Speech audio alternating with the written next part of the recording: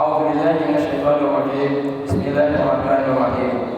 إلى حضرة النبي المصطفى رسول الله صلى الله عليه وسلم وإلى جميع من قرأت رسول الله وصحابة رسول الله وإلى روح شيخنا شيخ الإمام البجوري وما إلى حضرة شيخنا شيخ محمد الفضالي وما إلى حضرة شيخنا محمد وائل الخليلي وإلى جميع العلماء والأولياء والشهداء والصالحين قدس الله سره وعلم الله ونبيه الله ونفعنا به علمه وبركاته شيء إليه لو الفاتحة. أعوذ بالله من الشيطان الرجيم. بسم الله الرحمن الرحيم. الحمد لله رب العالمين الرحمن الرحيم مالك يوم الدين إياك نعبد وإياك نستعين اهدنا الصراط المستقيم صراط الذين أنعمت عليهم غير المغضوب عليهم ولا الضالين. أعوذ بالله من الشيطان الرجيم. بسم الله الرحمن الرحيم. Kaum ayat jemaah salat maghrib Masjid Baitul Azim yang dimuliakan Allah Subhanahu wa taala. Kita kembali kaji sambung kembali pengajian semalam, yaitu dalam bab tentang hal yang wajib diiktikadkan berdasarkan dalil-dalil sam'iyah. Yang wajib diiktikadkan diyakini berdasarkan dalil-dalil sam'iyah. Sam'iyah berarti yang didengar dari Rasulullah sallallahu alaihi wasallam. Berarti ini juga kajian hadis berkaitan juga dengan ucapan Rasulullah sallallahu alaihi wasallam berkaitan dengan akidah. Tadi malam kita sudah mengaji bahwa orang yang melakukan dosa besar tidak masuk dalam kelompok kafir. Jadi orang yang melakukan zina tidak kafir, orang berjudi tidak kafir, orang membunuh tidak kafir, orang merampok tidak juga kafir. Dosa-dosa besar menurut akidah Ahlus Sunnah wal Jamaah tidak menyebabkan orang itu jatuh dalam kekafiran. Tapi bahaya kalau sering melakukan dosa besar bisa mulazamah. Mulazamah berarti bisa kebiasaan sehingga keluar ucapan alah kebiasaan, main judi kebiasaan, alah mezina yang kebiasaan, alah minum-minuman keras yang kebiasaan, alah yang biasa ada. Akhirnya kadi wujud yang haramnya kafir. Menyuk katrok tingkatan menghalalkan yang haram yang jatuh kafir. Jadi walaupun dosa besar tidak menyebabkan hamba itu jatuh dalam kelompok orang kafir, tapi membiasakan diri dan tidak keluar dari perbuatan dosa besar akan menyebabkan kekafiran juga. Karena kalau sudah terbiasa akhirnya dianggap halal, menghalalkan yang diharamkan oleh Allah Ta'ala hukumnya kafir. Kemudian wajib juga di atas seseorang ayyajanibal kibara wal hasada wal ghibata. Kalau tadi dosa lahiriah, dosa mata, dosa telinga, dosa mulut, dosa kaki, dosa tangan, dosa kemaluan, dosa rambut, dosa semua anggota tubuh, dosa lahiriah namanya. Wajib ke atas seseorang menjauhi dosa hati. Dosa hati ini wajib dijauhi juga. Jadi bukan cuma dosa anggota tubuh lahiriah, tapi juga dosa anggota tubuh, yaitu yang batiniah. Batiniah berarti dalam badan. Apakah dosa itu? Yaitu kibar, dosa sombong, hasad, dosa dengki, ghibah, dosa suka gosip. Kenapa diperintahkan kita wajib melakukan dosa-dosa ini? Secara syariat hukumnya haram. Mengiktikadkan, ini maksud iktikad. Mengiktikadkan bahwa sombong, dengki, suka gosip ini merupakan dosa hati yang wajib dijauhi. Perbuatan yang dicela oleh Allah, meyakininya wajib hukumnya. Menurut iktikad tauhid. Jadi tauhid bukan cuma berbicara, sekali lagi, tauhid bukan cuma berbicara tentang siapa Allah, bukan berbicara tentang sifat Allah saja, bukan hanya berbicara tentang af'al Allah Ta'ala, perbuatan Allah Subhanahu wa taala saja. Tapi tauhid juga bercerita tentang apa yang disampaikan Rasulullah berdasarkan hadis-hadis yang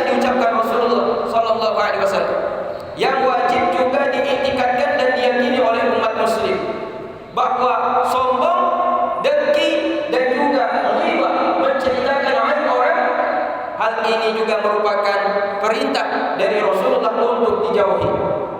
Jadi dosa-dosa hati ini wajib diiktikadkan adalah dosa yang wajib untuk dijauhi oleh umat Islam. Berarti kalau ada orang Islam kemudian mengatakan bahwa tidak wajib menjauhi sifat sombong, tidak berdosa andai kata kita sombong, tidak berdosa kalau kita dengki kepada seseorang, tidak berdosa kalau kita menceritakan aib orang. Berarti orang ini keluar daripada akidah Islam. Karena wajib hukumnya bagi seseorang meyakininya, dan wajib di samping dia meyakininya harus dia itu menjauhinya. Dan di qaulihi alaihi salatu wassalam, karena perkataan baginda Nabi alaihi salatu wassalam, semoga rahmat dan salamnya dilimpahkan kepada Nabi, anna li abwabi samai hijaban, sesungguhnya bagi pintu-pintu langit itu memiliki dinding-dinding. Jadi pintu langit itu dindingnya ada. Kalau kita pintu masjid, apa pintu masjid? Kaca. Kalau pintu langit dindingnya dari beton dicor pakai apa? Wallahu a'lam. Enggak tahu kita bagaimana dinding yang dibuat. Dinding yang dibuat itu kita enggak tahu apakah dari cahaya, kan mungkinkah itu dari semen diaduk dengan pasir, kemudian dicampur besi, kemudian dicor dinding lagi. Wallahu a'lam, kita enggak tahu. Mungkin dari cahaya. Saya teringat dalam hadis Rasulullah pernah mengatakan, malaikat Malik yang menjaga kunci neraka, malaikat yang menjaga kunci neraka, malaikat Maliknya, di dalamnya itu sebenarnya banyak malaikat Zabaniyah. Malaikat Zabaniyah ini tukang azab, tukang siksa, tukang aniaya. Mulutnya itu sampai ke lantai. Mulutnya bagaimana sampai ke lantai? Wallahu a'lam. Kalau kita mulut cuma bergantung begini biasa saja, mulutnya sampai ke lantai. Kakinya punya ribuan kaki. Kakinya punya ribuan, bukan ribuan kaki. Kakinya malaikat Zabaniyah itu punya ribuan tangan. Satu tangan itu bisa mengambil 10 orang kafir untuk dimasukkan ke dalam neraka. Sekali dia memasukkan ke dalam neraka, bisa 40.000 orang kafir sekali dimasukkan ke dalam neraka. Zabaniyah ini dikatakan ada 19 anggotanya. Yang tukang azab dalam neraka ini, malaikat Zabaniyah punya 19 anggota, dan mereka ini komandan. Nanti punya prajurit. Salah satu yang disebut dalam hadis itu yang dikatakan dengan nama malaikat Zabaniyah, ada satu yang namanya khusus, itulah malaikat Malik. Jadi Malik ini termasuk malaikat Zabaniyah dia. Dulu saya bingung, kenapa malaikat yang jaga neraka dan menganiaya neraka punya 2 nama, satu Malik, satu Zabaniyah. Ternyata Malik ini masuk dalam kelompok malaikat Zabaniyah karena dia ditugaskan untuk menjaga dan juga untuk menganiaya orang di dalam neraka. Jadi 19 orang malaikat Zabaniyah ini salah satunya punya nama khusus, namanya Malik. Malik ini yang jaga pintu neraka. Dialah yang jaga pintu neraka. Kemudian kata Rasulullah, ketika hamba-hamba Allah Ta'ala yang durhaka tidak sempat taubat, mereka meninggal dunia sebab berbuat maksiat. Kan banyak kita di Aceh mayoritas Muslim, tapi yang berjudi orang Aceh juga, yang berzina orang Aceh juga, yang ghibah orang Aceh juga, yang hasad orang Aceh juga. Mak ada juga orang non-Muslim, ada, tapi nggak seberapa. Jadi orang Aceh mayoritas Muslim, tapi yang melakukan dosa juga orang Muslim. Kan gitu. Kalau tidak sempat taubat, mereka diazab dalam neraka. Akan ketemu dengan Zabaniyah ini, akan jumpa dengan Zabaniyah ini. Tapi mereka sempat mengucap la ilaha illallah. Bukankah kata Rasulullah, man qala la ilaha illallah fi akhir man kana akhiru kalamihi la ilaha illallah dakhala jannah? Bukankah kata Nabi, orang yang sempat mengucapkan di akhir hidupnya kalimat tauhid la ilaha illallah masuk dalam surga? Betul, masuk surga, tapi dicelup-celup dulu dari neraka kalau nggak taubat dengan dosa-dosanya. Kalau dengan la ilaha illallah dibarengi dalam hatinya sebelum meninggal dunia, aku taubat ya Allah dari semua dosaku, mungkin selamat. Kalau Allah berkehendak nggak dimasukkan neraka, kalau Allah berkehendak dimasukkan ke dalam surga. Maka orang yang melakukan dosa-dosa besar ini menurut akidah kita Ahlus Sunnah wal Jamaah, di luar Mu'tazilah, di luar Khawarij, menurut akidah kita Ahlus Sunnah wal Jamaah, minimal satu orang melakukan dari jutaan miliaran manusia yang melakukan dosa besar, ada satu yang dimasukkan dalam neraka. Tapi kalau Allah berkehendak semuanya dimasukkan ke dalam surga, diampunkan oleh Allah Ta'ala. Menurut akidah Ahlus Sunnah wal Jamaah, khususnya Imam Asy'ari mengatakan tidak semuanya diampunkan oleh Allah Ta'ala. Ada satu yang harus dimasukkan ke dalam neraka. Misalkan 1 miliar umat Islam berbuat zina, kan dosa besar, tidak sempat taubat, meninggal dunia, tapi sempat mengucap la ilaha illallah. Dosanya sudah diampunkan atau belum diampunkan? Bagaimana kita tahu dia diampunkan? Kita tidak bisa memastikan dia diampunkan atau tidak. Tapi nampak dari ujung hidupnya dia sempat mengucap la ilaha illallah. Kalau sempat mengucap la ilaha illallah, mungkin dia selamat, tidak masuk neraka karena sempat mengucap la ilaha illallah sebagai tajdid iman, memperbaharui iman. Makanya kita sering baca la ilaha illallah itu memperbaharui iman, cas baterai. Kalau baterai kita suap, cas lagi supaya bisa kita komunikasi, bisa menggunakan HP. Bagaimana mencas iman? Zikir. Maka mengucapkan la ilaha illallah itu mencas lagi supaya penuh lagi imannya. Baterainya penuh dengan suap. Kalau orang tidak mengucap la ilaha illallah, habis ketika sakaratul maut lupa mengucap la ilaha illallah, maka habis sholat minimal baca la ilaha illallah 3 kali atau 10 kali atau 15 kali, 25 kali atau 50 kali atau 100 kali. 1000 kali kalau bapak punya waktu lapang, libur, tidak pergi kerja, tidak ke kantor, baca banyak la ilaha illallah. Kalau la ilaha illallah sempat didawamkan di dalam kehidupan sehari-hari sebelum meninggal dunia, mudah untuk diingat karena baterainya selalu penuh.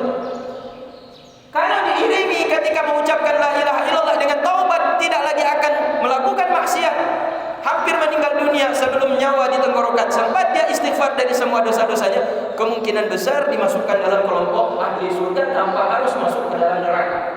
Tapi mengucap la ilaha illallah sebelum dia taubat dari semua dosa-dosa yang lain, mungkin dia masuk ke dalam neraka, baru dimasukkan ke dalam surga. Kecuali dengan rahmat Allah, dia dimasukkan ke dalam surga berkat la ilaha illallah dengan keikhlasannya. Tapi yang tadi kembali kita katakan, orang yang dimasukkan ke dalam neraka, orang yang mengucapkan la ilaha illallah atau tidak sempat mengucapkan la ilaha illallah tapi tidak pernah mengatakan kata-kata kekufuran, tidak pernah mengatakan kafartu billahi wa rasulillah, aku ingkar kepada Allah dan Rasulullah, artinya murtad. Tidak pernah tidak mengimani, tidak mempercayai hari akhirat, tidak pernah membantah adanya ketetapan takdir Allah Ta'ala, mengakui tentang kerasulan Nabi Muhammad dan para nabi yang lain. Demikian juga para malaikatnya tetap diakui. Cuma perkaranya tidak sempat taubat dari dosa-dosa yang pernah dikerjakan, maka akan jumpa dengan malaikat Zabaniyah yang 19 orang ini. Diriwayatkan itu, coba bapak-bapak baca-baca nanti, coba tulis nanti di kertas kata basmalah. Apa basmalah? Singkatan dari Bismillahirrahmanirrahim. Berapa huruf? Coba hitung. Nanti bapak hitung sendiri. Kata Bismillahirrahmanirrahim berapa jumlah hurufnya? Coba ditulis kemudian hitung sendiri. Kalau tidak salah 19 huruf. Kebetulan atau memang sudah begitulah keadaannya, sesuai dengan jumlah malaikat Zabaniyah yang menjaga neraka. Jadi malaikat Zabaniyah itu 19 orang, pemimpinnya. Di bawahnya itu ada puluhan ribu malaikat yang ditugaskan sebagai prajurit-prajurit yang menganiaya, mengazab orang-orang di dalam neraka. Banyak orang mukmin, orang muslim yang masuk ke dalam neraka karena tidak sempat taubat dari dosa-dosanya. Ketika dibawa oleh malaikat Zabaniyah untuk dimasukkan dan diazab ke dalam neraka, maka hamba ini dikatakan, bukankah dia mengucapkan la ilaha illallah ketika dia dimasukkan ke dalam api neraka? Bukankah dia mengucapkan la ilaha illallah? Bukankah mengucapkan la ilaha illallah kata Allah Ta'ala dalam hadis yang disampaikan Rasulullah, la ilaha illallah hisoni, bentengku, kata la ilaha illallah itu bentengku kata Allah Ta'ala.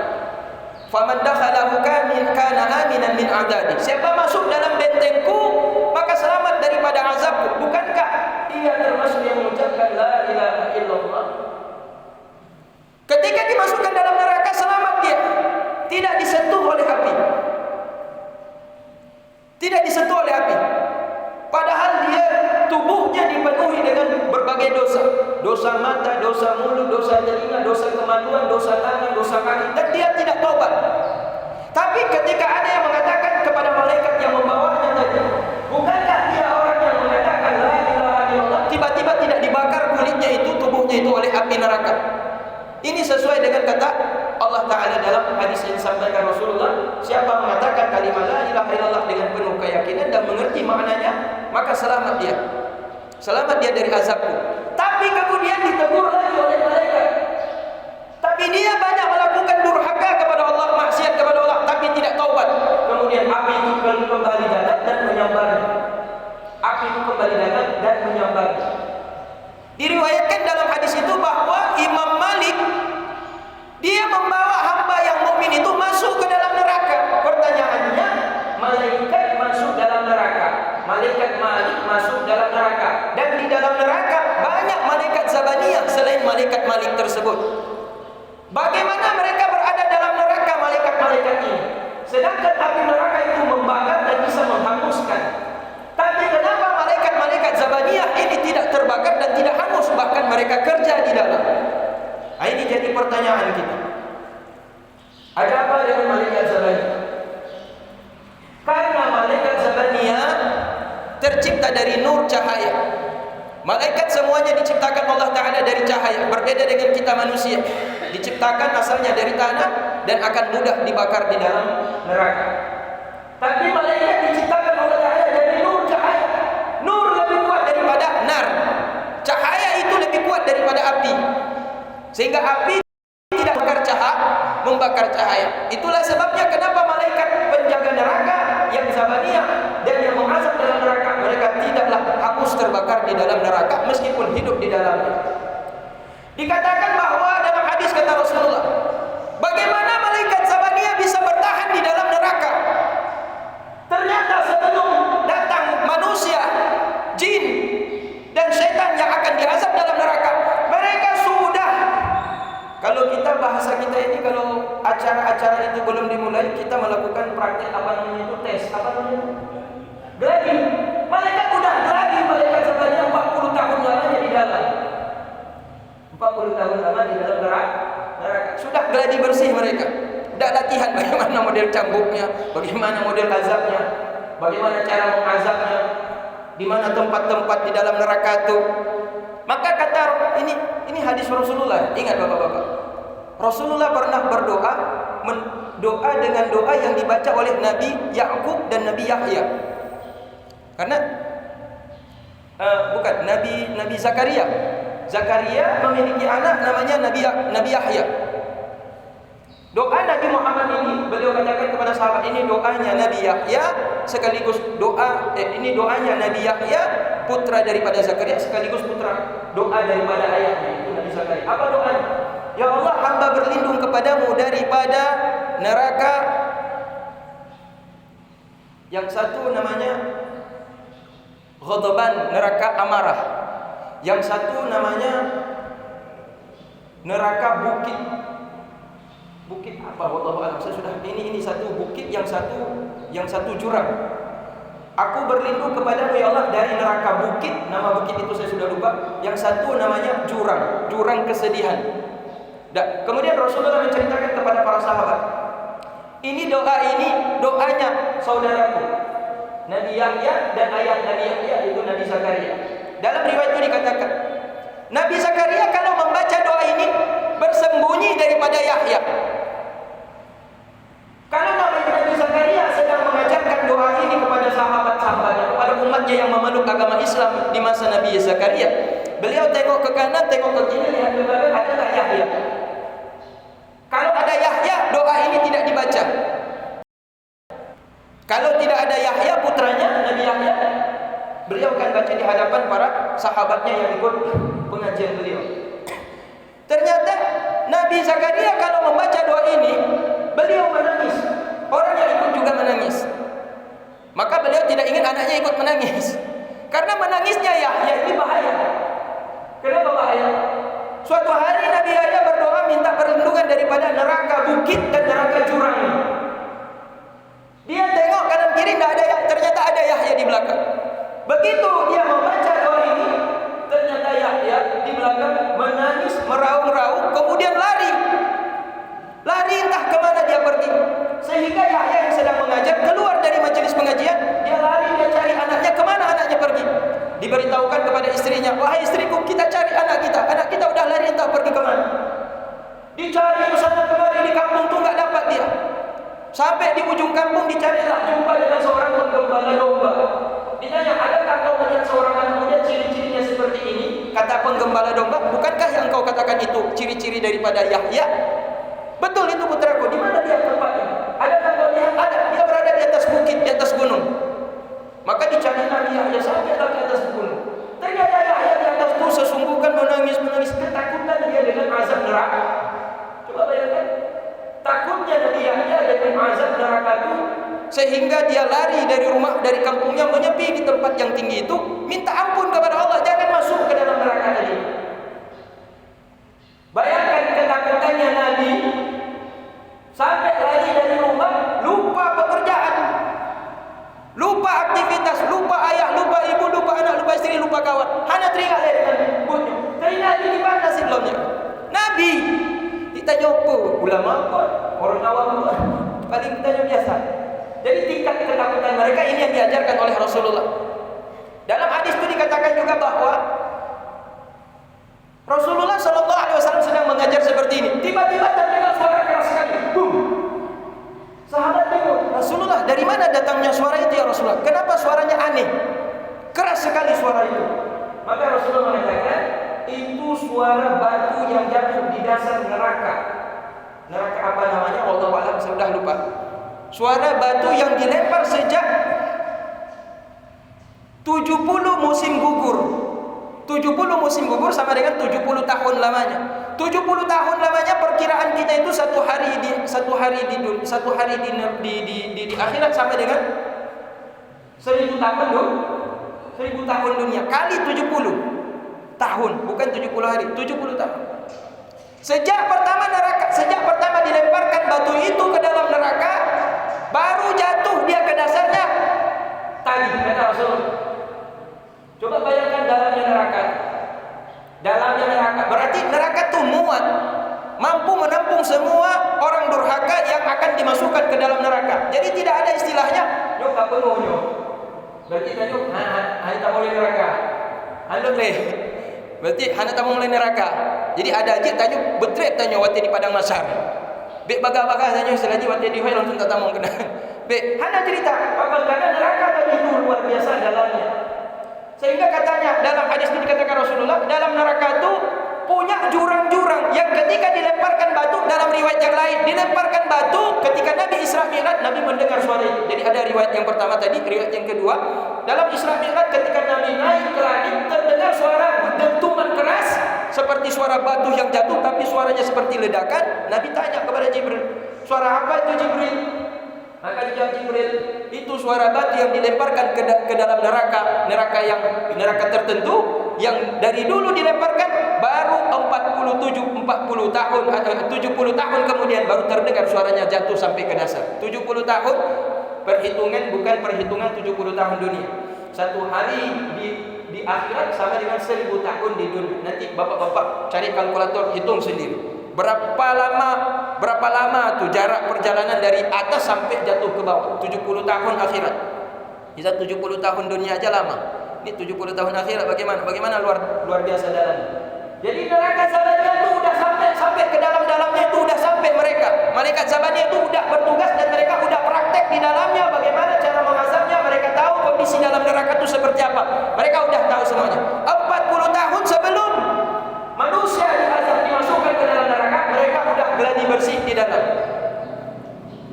Jadi yang jadi pertanyaan, bagaimana malaikat bisa bertahan dalam neraka? Ternyata mereka udah dilatih di dalam 40 tahun sehingga mereka udah biasa dengan di dalam kondisi neraka. Dan jangan pernah mengharapkan kasih sayang mereka.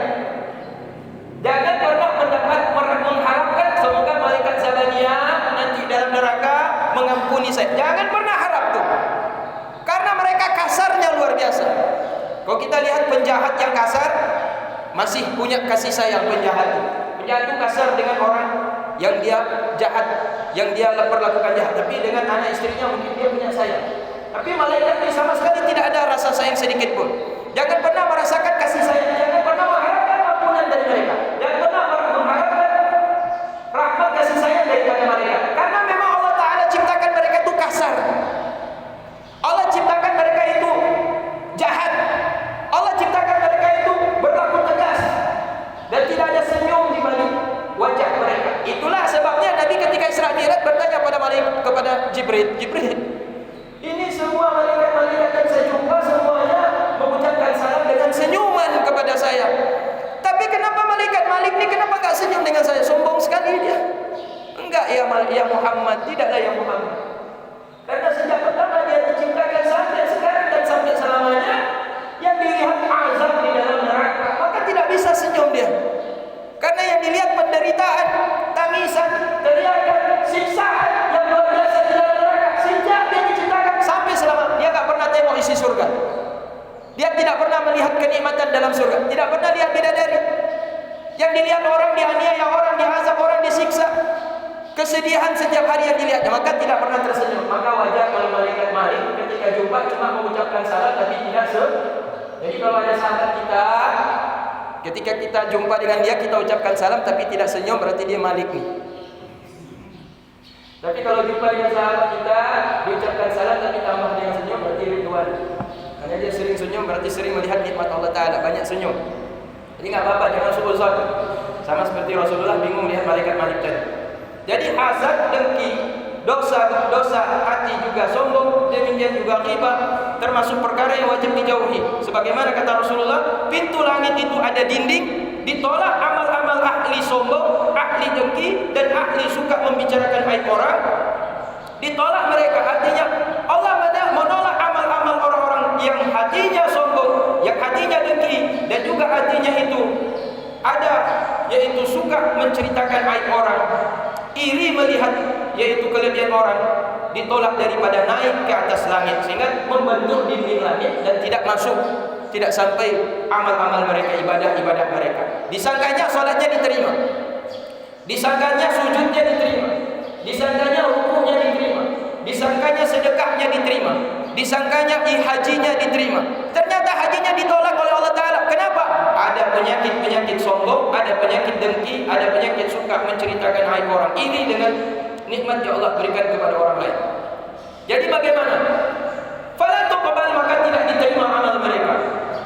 Sedangkan makna hasad artinya tamanna zawal ni'matil ghairi. Arti dengki itu orang itu dia berkeinginan, berangan-angan mengharapkan hilangnya nikmat orang lain. Orang yang dengki mengharapkan nikmat yang dimiliki orang lain itu hilang pada orang tersebut. Apakah dia mengharapkan agar nikmat itu ia peroleh ataupun tidak ia peroleh? Jadi orang yang hasad, orang yang dengki ketika melihat orang lain punya kenikmatan, punya kelebihan, dia dengki, dia benci, dan dia ingin nikmat itu tidak dimiliki orang tersebut. Apakah dia menginginkan nikmat itu atau tidak? Yang penting atas nama dia benci melihat orang memiliki kelebihan, dia ingin kelebihan itu tidak dimiliki orang tersebut. Nah, yang ini namanya hasad. Nah, penyakit ini kalau ada, sebanyak apapun amal kita ditolak oleh Allah Subhanahu wa Ta'ala. Maka bersihkan dengan istighfar. Minta ampun kepada Allah ketika kita dalam hati kita merasakan cemburu. Dan bukan saja cemburu, ada juga keinginan dalam hati. Ya Allah, semoga jihan, semoga motornya bagar dulu ya Allah. Semoga Honda Ji bagar dulu. Ji bandi belum motor baru, dengki loh ya Allah. Nikmat lebih buat dia. Padahal sama kamu kerja satu kantor, tapi pakon lebih lagi. Dalam hati dia mengatakan, ya Allah, semoga rezeki, semoga Hondanya empuklah jalan hancur. Mak, ini orang ini walaupun solatnya ditolak. Orang ini walaupun sedekahnya ditolak. Orang ini walaupun zakatnya ditolak. Amal-amalnya terbentur di dinding langit, ditolak, tidak diizinkan naik. Wal kibar batarul haqqi wa khamasul khalqi. Sedangkan dosa sombong adalah dosa hati. Maknanya artinya meremehkan kebenaran. Meremehkan kebenaran dan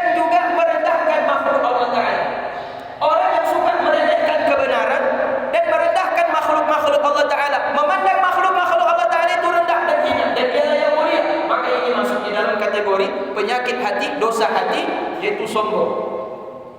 Dan sedangkan makna berarti ini pengertian daripada kibar. Kemudian wajiblah juga bahwa meninggalkan oleh seseorang akan namimah, mengadu domba. Itu provokasi ya, provokator. Apa makna mengadu domba? Wa huwa sa'yu bainan nas ala wajhi ifsad. Dia berusaha berjalan di antara orang-orang untuk yaitu mengadu domba satu orang dengan orang yang lain. Menceritakan kejahatan dan keburukan orang yang satu kepada orang yang lain sehingga benci yang satu kepada yang lain. Jadi ini provokasi.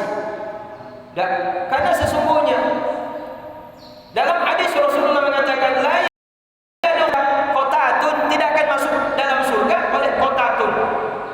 Qatatun itu apa artinya? Qatatun berarti adalah orang-orang yang senantiasa mencari orang lain untuk mengadukan orang yang satu dengan orang yang lain. Berarti ini yang dimaksud di sini adalah orang yang suka ghibah, menceritakan aib agar terjadi yaitu benturan di antara sesama saudaranya. Dan akan tetapi tempat demikian itu andai kata haramnya dengki itu jika tidak adalah nikmat itu ada bagi orang yang didengki bila dia melakukan perbuatan-perbuatan fujur.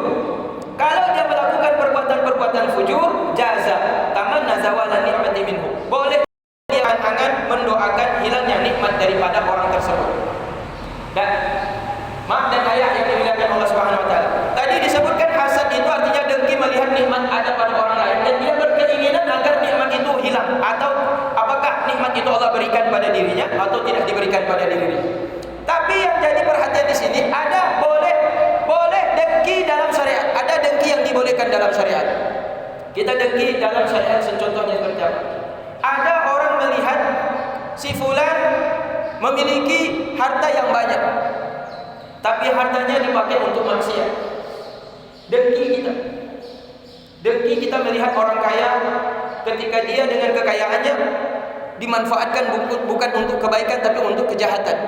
Maka dalam hati kita dengki, ya Allah, miskinkan orang tersebut ya Allah.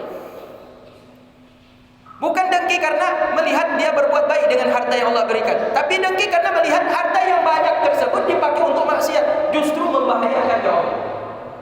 Maka dia berdoa, ya Allah, saya dengki kepada hamba ini karena dia diberikan rezeki tapi justru dipakai untuk berbuat dosa dan maksiat. Nah, dengki yang seperti ini dibolehkan karena harta yang nikmat yang ada pada orang tersebut dipakai untuk perbuatan fujur. Begitu juga sombong yang dibolehkan oleh syariat boleh. Ada sombong juga yang dibolehkan oleh syariat. Al-mutakabbiru 'ala al-mutakabbir shadaqah. Menyombongkan diri kepada orang yang sombong itu sedekah.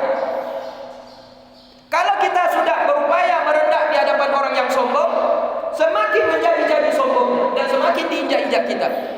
Maka di sini letaknya sombong yang dibolehkan dalam syariat. Untuk apa kita sombong kepada orang yang sombong? Untuk supaya merubah kesombongannya menjadi tawadhu. Ada orang yang sombong itu menjadi tawadhu. Dikatakan di sini,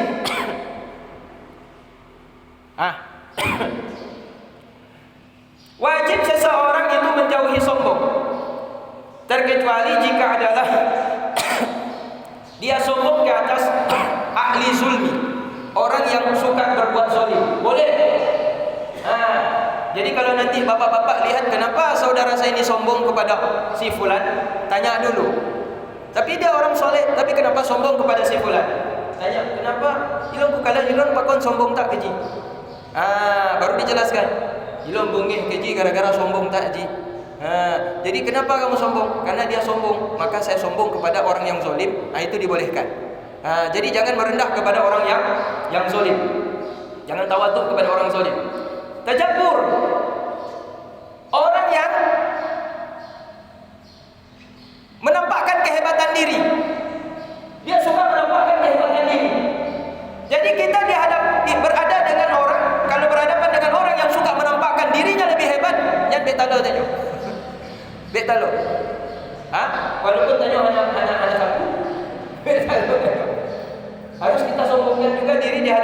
yang menghebat-hebatkan dirinya. Kalau nggak diinjak, semakin dihina kita. Yang ketiga, menyombongkan diri ke atas orang berbuat kefasikan, fasik. Dia ahli zina, dia ahli judi, dia ahli macam, pokoknya macam-macam maksiat. Dan kenapa kita dibolehkan menyombongkan diri kepada mereka? Kata Syekh Al-Bajuri, karena mereka keluar daripada qanun syariat, undang-undang syariat mereka telah keluar. Meskipun bukan termasuk dosa-dosa yang besar, akan tetapi dia luput daripada mengenal ayat-ayat Allah Ta'ala yang mana merupakan asal perintah. Allah Ta'ala mengatakan, "Sa'usrifu an ayati alladzina yatakabbaruna fil ardi bighairil haqqi." Aku akan palingkan orang-orang daripada tanda-tanda kekuasaanku, yaitu orang-orang yang menyombongkan diri mereka di atas bumi ini dengan jalan yang tidak dibenarkan oleh Allah Ta'ala. Berarti ada sombong yang dibenarkan, ada sombong yang tidak dibenarkan oleh Allah Ta'ala. Orang yang sombong tidak dibenarkan oleh Allah Ta'ala akan aku palingkan daripada tanda-tanda kekuasaanku, kata Allah Ta'ala. Dan orang yang sombong itu menyebabkan timbulnya murka Allah kepada dirinya. Sebagaimana mengatakan oleh Imam, bahwa sesungguhnya tidaklah, sebagaimana mengatakan oleh Allah Ta'ala, innahu la yuhibbul mustakbirin, sesungguhnya Allah Ta'ala tidak menyukai orang-orang yang menyombongkan dirinya. Maka itu sudahlah cukup di antara tanda-tanda bahwa itu termasuk dosa besar di dalam hati. Jadi dosa hati yang besar termasuk di dalamnya adalah sombong. Hatta qala ba'duhum, sehingga sebagian ulama mengatakan, kullu dhanbin min dunubil qalbi rubbama yakunu ma'ahul fatahul akbar illa al-kibar. Semua dosa-dosa hati itu, dari semua dosa-dosa hati, kadang-kadang mungkin diampunkan oleh Allah Ta'ala, terkecuali dosa hati sombong tidak akan diampunkan oleh Allah sebelum dia meminta ampun kepada Allah. A'adanallahu ta'ala minhu, semoga Allah melindungi kita daripadanya. Maka wajiblah ke atas engkau mensucikan hatimu, tatahiri qalbika, daripada sifat dosa tersebut, walzimit tawadhu, dan dawamkan, usahakan agar senantiasa bersifat tawadhu, rendah, yaitu rendah hati.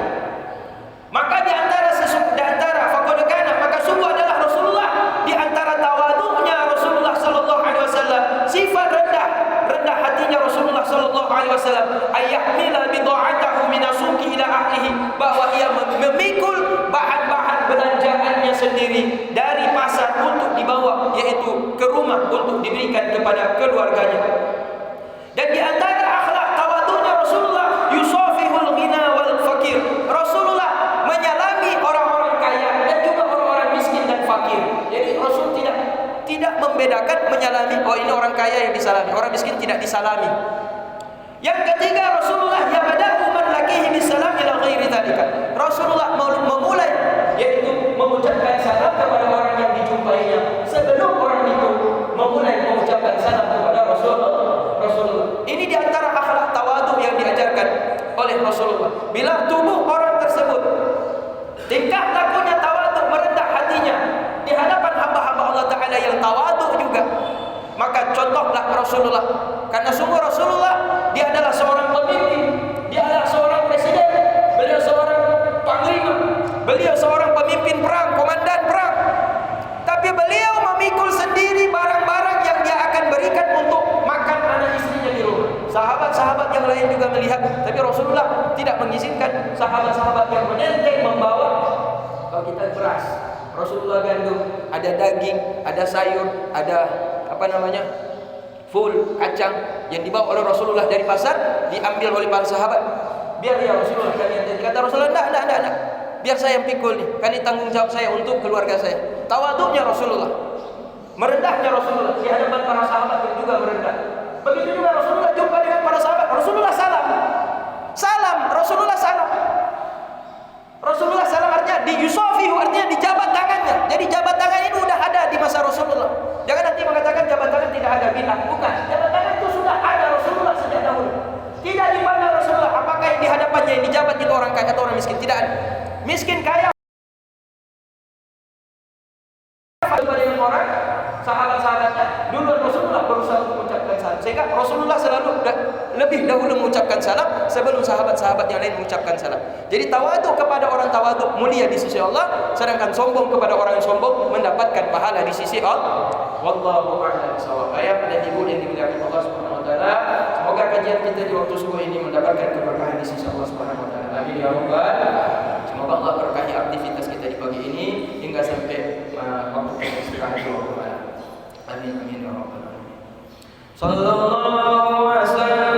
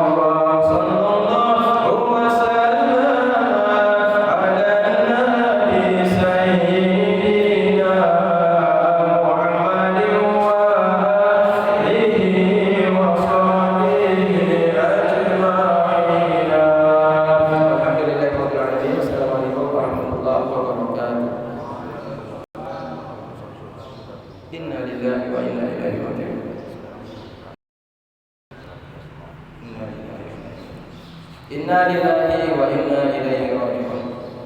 Inna lillahi wa inna ilaihi raji'un. Inna lillahi wa inna ilaihi raji'un. Telah berpulang ke rahmat Allah saudara kita ahli masjid. Insyaallah beliau termasuk ahli masjid, ahli jamaah, ahli salat, yaitu Abang Samsul Bahari. Jadi Abang Samsul Bahari sudah meninggal, jadi diharapkan untuk sama-sama kita takziah untuk fardu kifayah beliau. Ayah-ayah, ibu-ibu, ada kesempatan jangan lupa datang takziah atau untuk fardu kifayah. Karena ini saudara kita yang selama ini ikhlas untuk menghadap di masjid Allah ini. Demikian, assalamualaikum warahmatullahi wabarakatuh.